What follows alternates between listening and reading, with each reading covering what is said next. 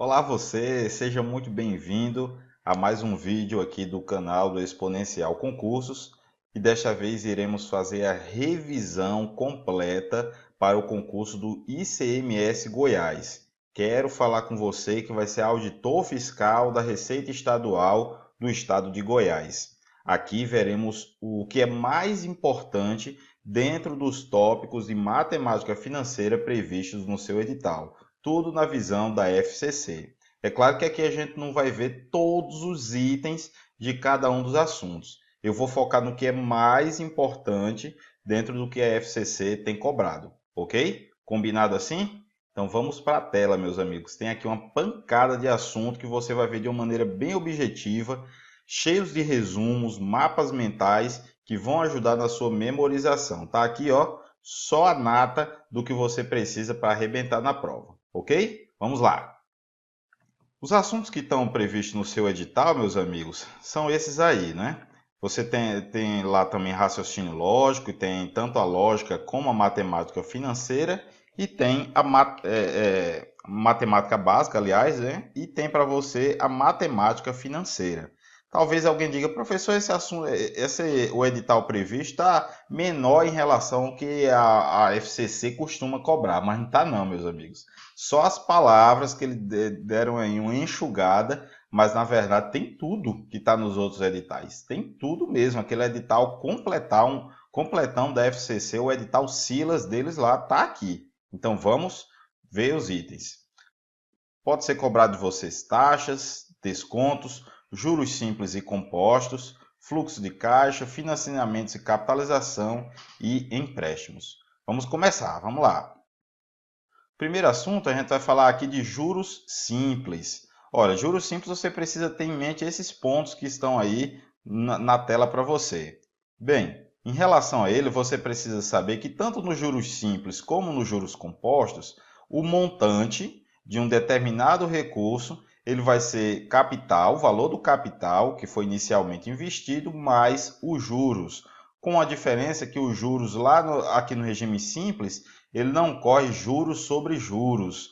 Por exemplo, se uma pessoa tem investido R$ 100 numa poupança e se tivesse uma taxa de 1% ao mês, quando ela viesse no mês seguinte, ia estar R$ 1 a mais lá para ela. Quando ela voltar no outro mês, vai estar R$ 1 de novo. E assim sucessivamente. Nos juros compostos, não. No primeiro mês, logo no seguinte, vai estar R$ 1 a mais, mas no outro mês já vai correr juros sobre juros, ou seja, os juros, a taxa vai ser aplicada tanto nos R$ 100 como nesse R$ 1 de juros que foi incorrido em juros em favor da pessoa que aplicou na poupança. Então veja que lá é mais vantajoso também para quem investe, mas é mais prejuízo para quem está devendo. Vamos continuar a ver os juros simples. A fórmula básica é esse CIT, né, para você obter os juros de uma determinada aplicação. É o capital multiplicado pela taxa de juros simples e o T é o tempo da aplicação. O montante vai ser sempre o capital multiplicado por 1 mais a taxa vezes o tempo. É importante salientar que nos juros simples vale o conceito de taxas proporcionais. Professor, me lembra o que é taxa proporcional? Taxa proporcional, meus amigos, é aquela ideia, né, de que, por exemplo, 12% ao ano, para você obter uma taxa ao mês, basta aplicar uma regra de 3 simples, ou seja, 12% ao ano dividido por 12 meses, você vai ter então que a taxa mensal é de 1%, dividido, já que um ano tem 12 meses. Esse é o conceito de taxa proporcional que se aplica aqui nos juros simples. Com isso, vai ter sempre essa proporção aqui, né, entre taxa e tempo presente nos juros simples. E, para efeito também de juros simples, é igual, meus amigos, tanto o conceito aqui de taxas proporcionais como de taxas equivalentes. Professor, o que é taxas equivalentes? São aquelas que vão gerar o mesmo montante quando aplicadas ao mesmo capital pelo mesmo prazo. Ou seja, se eu aplico um determinado capital de R$ 1.000, tá certo? Durante um ano, com uma taxa de 12% ao ano, eu vou obter o mesmo montante se eu aplicar esse mesmo montante de R$ 1.000 durante um ano, numa taxa de 1% ao mês. já que essas taxas são equivalentes. E taxas equivalentes e proporcionais, a gente está falando da mesma coisa aqui nos juros simples, tá bom?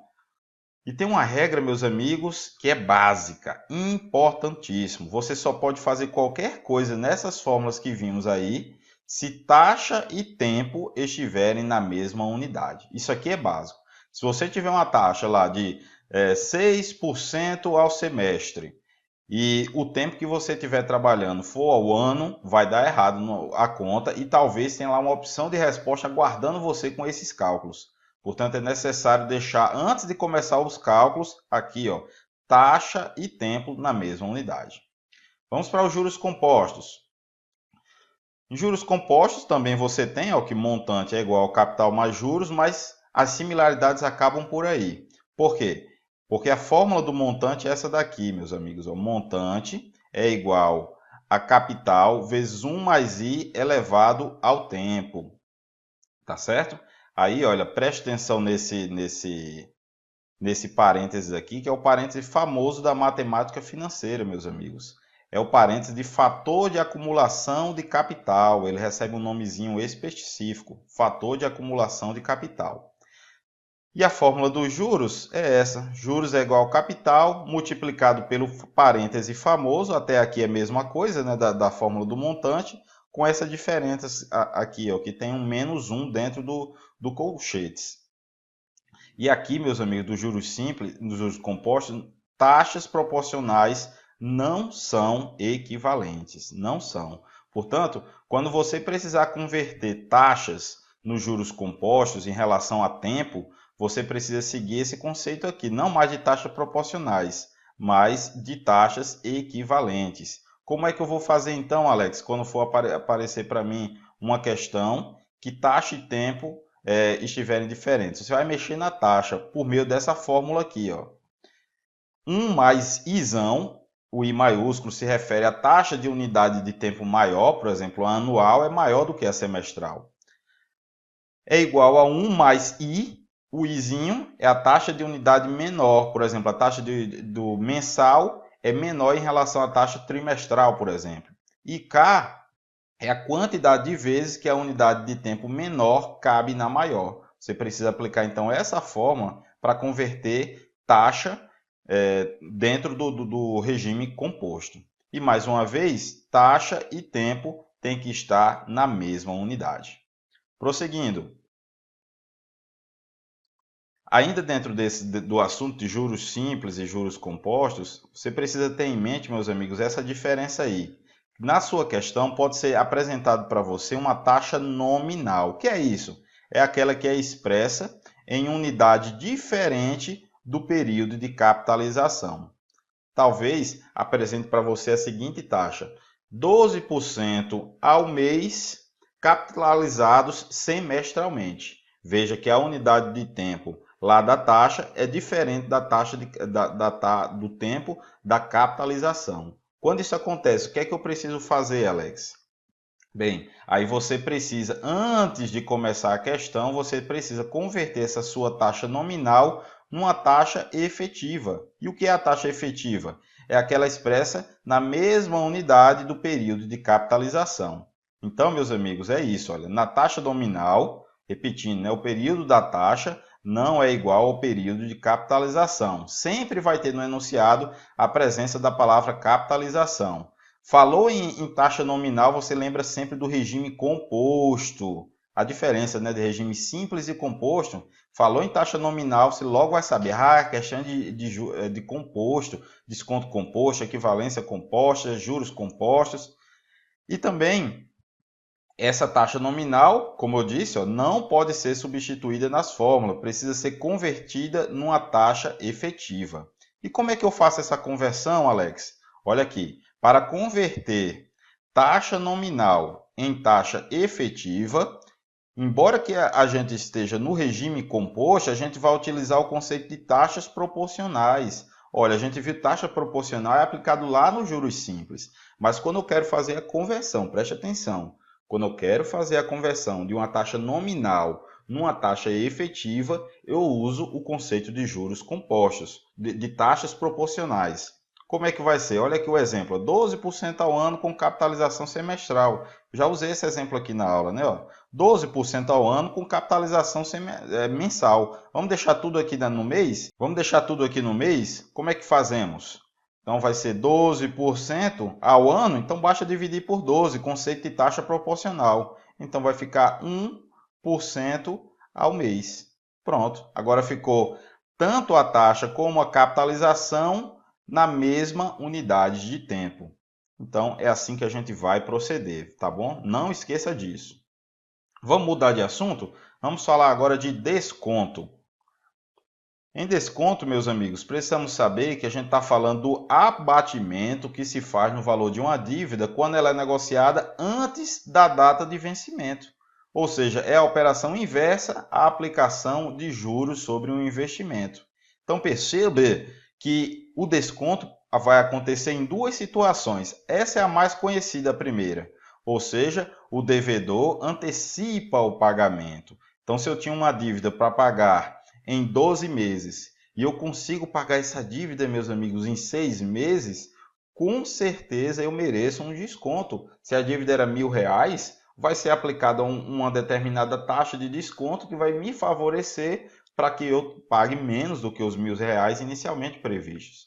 A segunda situação que vai incorrer desconto é quando o credor vende o título. Ou seja, uma pessoa tinha lá um cheque na sua empresa para receber e ela iria receber só daqui a 2 meses, por exemplo. Aí ela vai até o banco e dá aquele cheque, aquele título ao banco, e o banco, se o cheque era de R$ 1.000, ele não vai receber os R$ 1.000, já que ele está antecipando, ele está recebendo de maneira antecipada aquele valor. Então, com certeza, ele vai receber menos de R$ 1.000. Essa diferença do que ele tinha para receber lá na frente, subtraída do que ele está recebendo agora, é chamada de desconto, essa diferença. Então, percebam, meus amigos, que esse é o conceito de desconto, né?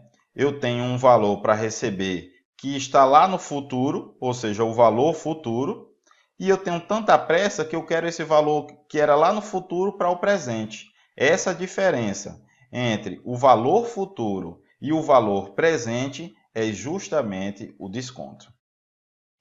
Prosseguindo, então, vamos ver os principais elementos de uma operação de desconto. O primeiro é o valor nominal, também chamado como valor de face ou valor futuro. É o valor que, se a pessoa não tivesse com pressa, ela iria receber. Aquele cheque daqui a 2 meses, esse valor lá daqui a 2 meses era o que ele iria receber. A pessoa que tem uma dívida a pagar daqui a 1 ano, esse valor lá daqui a 1 ano é o valor nominal. Já o valor atual ou presente, valor líquido, é o valor devido na data de hoje, já com o desconto. E o desconto em si, bom, a gente já viu, né? O abatimento que a pessoa obtém ou paga, né? No caso lá do credor. Bem, o tempo de antecipação, o T, é a distância de tempo entre o valor nominal e o valor atual. A taxa, essa daí, né? A taxa I, representa a porcentagem aplicada sobre um valor numa data futura, que vai fazer com que esse valor seja diminuído. Com relação à taxa, desconto, a gente sempre vai precisar se fazer duas perguntas, meus amigos. Primeira, qual é o regime que está se tratando? É simples ou composto? É a primeira pergunta. A segunda pergunta, qual a modalidade do desconto? É um desconto racional ou é um desconto comercial? Então, com isso, vão dar respondidas essas perguntas, existem 4 possibilidades. Vamos vê-las quais são? Olha só, dentro de desconto, você pode ter no desconto simples, ou você pode ter também o desconto composto. Pronto. Então vão exigir esses 2 regimes para o desconto. Se aplica aqui os 2 regimes no desconto. Agora, com relação, meus amigos, a modalidade do desconto, ele pode ser um desconto por dentro, simples, ou composto, e pode ser o desconto por fora, chamado também de comercial, simples ou composto também. Com isso, vão surgir para nós algumas fórmulas. Ai, Alex, lá vem as benditas fórmulas. Não tem jeito de eu escapar? Meus amigos, você precisa saber dessas fórmulas. Inclusive, elas vão servir para os assuntos que a gente vai estudar lá à frente, que vai ver aqui ainda nessa revisão bombástica. Estou falando para você, por exemplo, do assunto de equivalência de capitais que despenca nas provas de concurso. Então, essas fórmulas de desconto não tem muito o que fugir dela.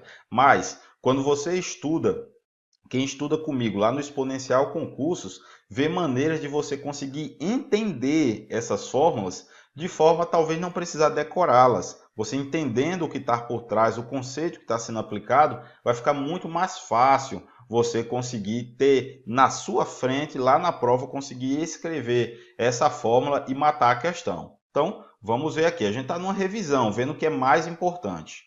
Olha, vamos falar primeiro do desconto simples. No desconto simples, você tem a modalidade mais básica, que é o desconto simples por dentro, também chamado de desconto simples racional. Eles, meus amigos, é totalmente relacionado com os juros simples que a gente estudou. Veja, lá nos juros simples, o juro era igual ao capital vezes a taxa num determinado tempo. Olha como o desconto simples o desconto simples por dentro. Letrinha minúscula para o desconto é igual ao valor atual vezes a taxa multiplicado pelo tempo. Bem parecido, né? Já no desconto simples por fora, aí você tem alguma diferença. Veja só, agora, meus amigos, a aplicação vai acontecer, olha só a representação, letrinha D maiúscula. A aplicação não é mais no valor atual, agora é no valor nominal, vezes a taxa e vezes o tempo. Como é que eu acho o valor atual, tanto no desconto simples, como no desconto por dentro, como por fora? Olha só, no desconto simples por dentro, vai ter uma divisão, meus amigos. Vai ter uma divisão. Aparece para você essa fração aqui para achar o valor atual. Então, vai ser no numerador, vai ter o valor nominal. E embaixo uma soma do 1 mais IT. E como é que no desconto simples por fora? Agora tem uma multiplicação, não é mais uma fração. Vai ser o nominal multiplicando uma subtração e não mais uma soma. 1 menos IT. E sempre lembrando, olha a fórmula básica aqui. Desconto é o valor futuro ou nominal menos o valor presente ou o valor atual. Então esse aí é o desconto simples. E ainda dentro desse desconto simples, meus amigos, você tem aqui uma relação que você faz entre esses descontos. O desconto racional simples por dentro é a letrinha minúscula, o comercial a letrinha maiúscula. No caso do desconto simples por dentro, olha só a relação que vai surgir com o respectivo desconto por fora. Ou seja, o desconto por fora é igual ao desconto por dentro multiplicados por 1 mais IT. E também uma outra maneira de você fazer uma correlação entre eles é essa daqui, ó. O desconto nominal é igual a essa fração. Aliás, o valor nominal é igual ao desconto por dentro multiplicado pelo desconto por fora, dividido pelo desconto por fora menos o desconto por dentro. Alex, pode cair uma questão cobrando isso aqui? Pode cair sim uma questão cobrando isso. A relação entre o desconto de uma determinada operação que acontece simples por dentro e a outra que é simples comercial. Pode cair e aqui você pode matá-la simplesmente utilizando uma dessas fórmulas de acordo com o que os dados da questão te oferecer. Também existe uma relação entre as taxas, meus amigos, desconto simples por dentro e por fora. Olha a taxa de cada um deles. No caso da taxa por dentro, ela é chamada de efetiva, implícita ou de juros simples. Já na taxa aqui do desconto comercial, ela é chamada de bancária, nominal ou estabelecida. E por meio dessas fórmulas, você consegue fazer uma correlação entre elas. Ok? Então, aqui é uma questão, meus amigos, de você tentar revisar, levar isso aqui no dia da prova e detonar. Seguindo, vamos falar agora do desconto composto. Quando é que eu sei que eu vou trabalhar, Alex, com um desconto composto? Nessas duas situações. O enunciado pode falar expressamente para você, dizendo, olha, o desconto aqui é composto, pode dizer que é a taxa de juros compostos. Ou também, meus amigos, se tiver lá aquela taxa nominal, estão lembrados? 12% ao ano com capitalização semestral. Essa é a taxa nominal. E também aqui é para você identificar o regime. Agora a modalidade, se é racional ou comercial, como é que você pode diferenciar? Por meio da taxa que o enunciado vai mencionar. Olha, se o enunciar falar de uma taxa de juros, sem dizer se é racional ou comercial, olha, expressamente dizendo isso, vai ser então o desconto racional ou por dentro, ok? Se o enunciado, repetindo, se o enunciado disser que a taxa de juros é de 10% ao ano, por exemplo, ele falou em taxa de juros, você já associa com desconto por dentro. Se ele nada disser em relação à taxa, taxa é de 10% ao ano, sem dizer taxa de juros, então vai ser o desconto comercial ou desconto por fora, tá bom? Ainda no desconto comercial, é importante a gente saber a relação entre as taxas, tá? Aqui, o comercial por dentro, meus amigos, e o comercial por fora, a relação entre as taxas que vai surgir para você é exatamente essa. Dê uma olhada aí nessas fórmulas e tente lembrar delas na prova.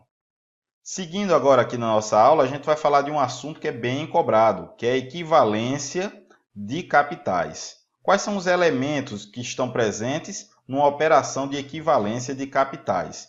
O primeiro é o valor da situação inicial, SI. São os valores que representam a forma original de pagamento ou o valor à vista de determinado bem ou a quantia na data atual que foi emprestada.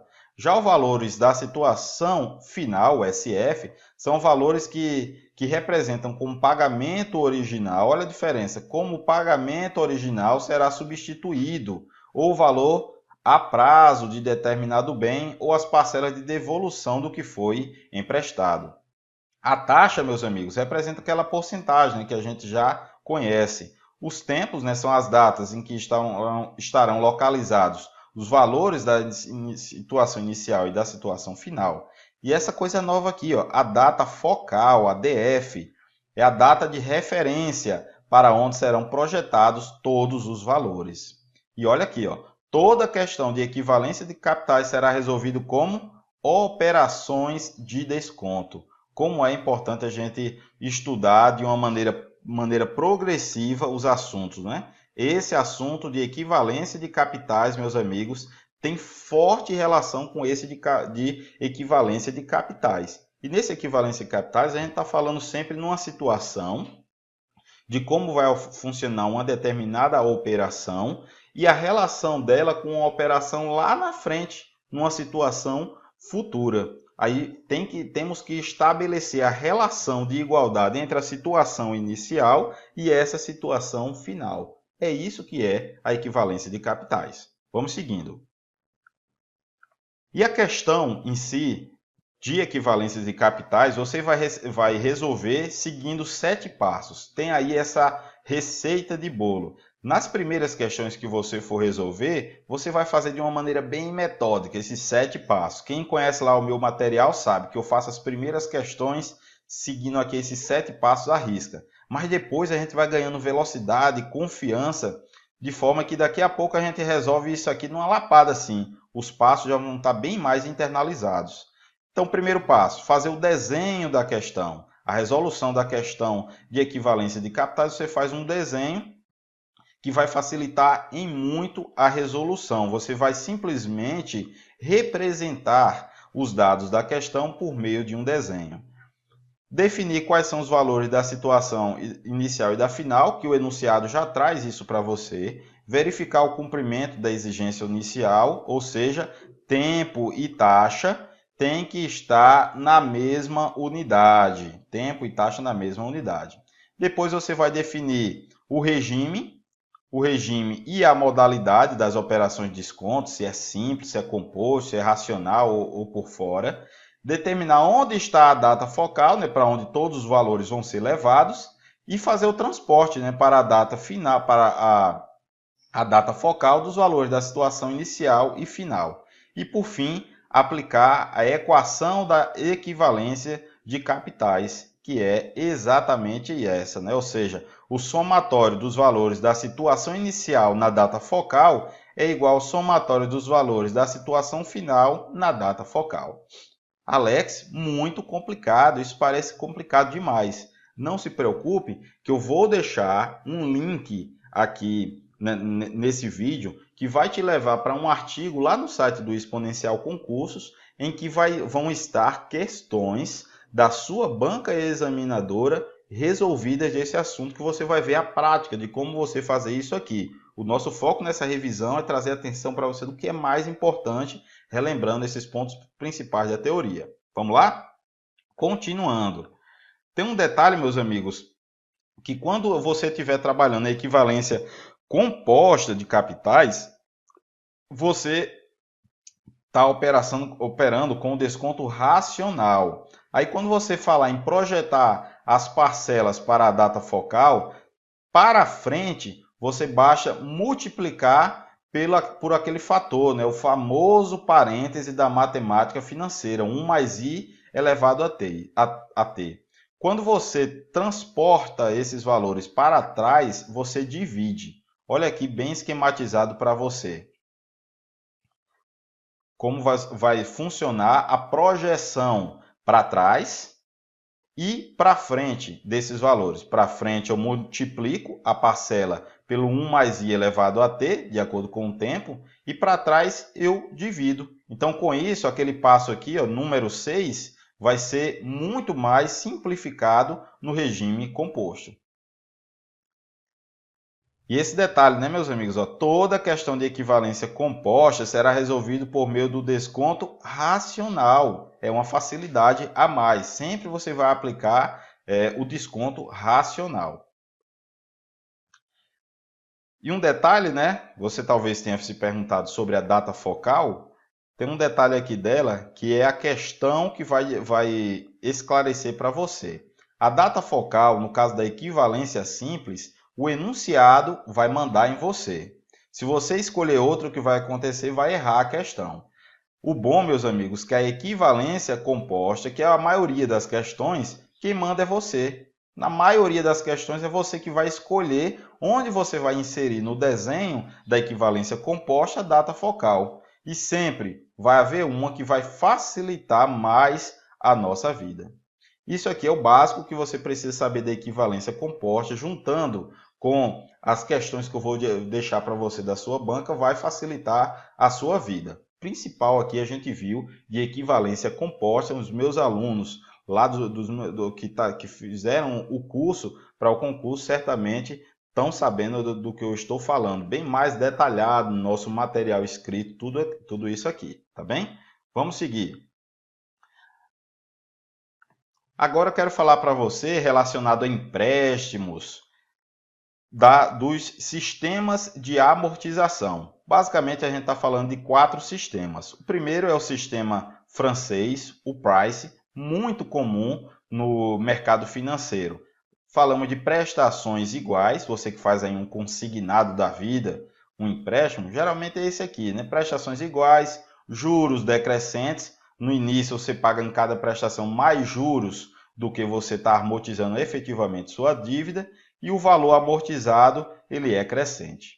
Já no sistema de amortização constante, que é geralmente aqueles dos financiamentos imobiliários, o valor da amortização é constante, mas as prestações são decrescentes. As primeiras são maiores e as últimas você paga bem pouquinho e os juros são decrescentes. No sistema americano, ao final de cada período são devidos apenas os juros. Na última parcela são devidos os juros e o valor principal.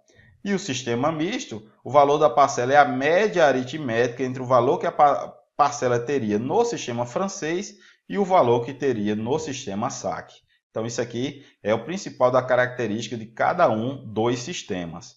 Cada prestação P a ser paga é composto de 2 partes. Você está pagando uma parte de amortizando a sua dívida e a outra parte está pagando de juros. Geralmente, né, essas primeiras aqui, ó, as primeiras prestações você paga mais juros do que efetivamente está amortizando sua dívida. No geral, esse assunto fica muito mais clara a resolução quando a gente usa um desenho. Nesse desenho aqui, o total que você tem de determinada dívida está aqui sendo representado para cima, e cada prestação, né, como diminui os seus recursos, elas vão sendo representadas para baixo. Com relação à fórmula da amortização, olha aí a boa notícia, é só fórmula, é só uma fórmula nesse assunto que você vai aplicar. Qual é essa fórmula? É T, T é o valor total, é o que será amortizado, é o valor cujo pagamento será diluído em várias prestações, é o total da dívida. É igual a P, que é o valor das prestações, vezes A, que é esse A aqui? Esse A, esse A participa de um fator. Sozinho ele não representa ninguém. Mas quando está nesse formato, né, do fator completo, aí a gente está falando do fator de amortização. O AN1, ele é o fator de amortização. O Nzinho aí é o número de parcelas, não é o tempo, tá certo? É o número de parcelas desse empréstimo. E o I é a taxa de juros compostos que estão envolvidos. Aqui a gente está falando sempre de juros compostos, tá? Na amortização. Uma observação: a primeira parcela desse empréstimo, dessa dívida, deverá estar sempre ao final do primeiro período. Se as parcelas são mensais, então a primeira delas está um mês à frente. Isso é o que acontece geralmente em nossas dívidas. A gente fala um empréstimo, por exemplo, no banco, a primeira parcela, no geral, você vai pagar um período à frente, um mês à frente, que seja, tá? Isso significa que não poderá existir pagamento de entrada. Não tem pagamento de entrada neste assunto para efeito de a gente aplicar a fórmula da amortização. Então, meus amigos, essa foi uma revisão dos pontos principais para o seu concurso, para você que quer ser auditor fiscal do estado de Goiás. Espero que você tenha sucesso, que você detone na prova e que brevemente você esteja contribuindo para a arrecadação, para a presença fiscal e todas as demais competências que você vai exercer no seu dia a dia lá no ICMS Goiás. Conte conosco, forte abraço e bons estudos!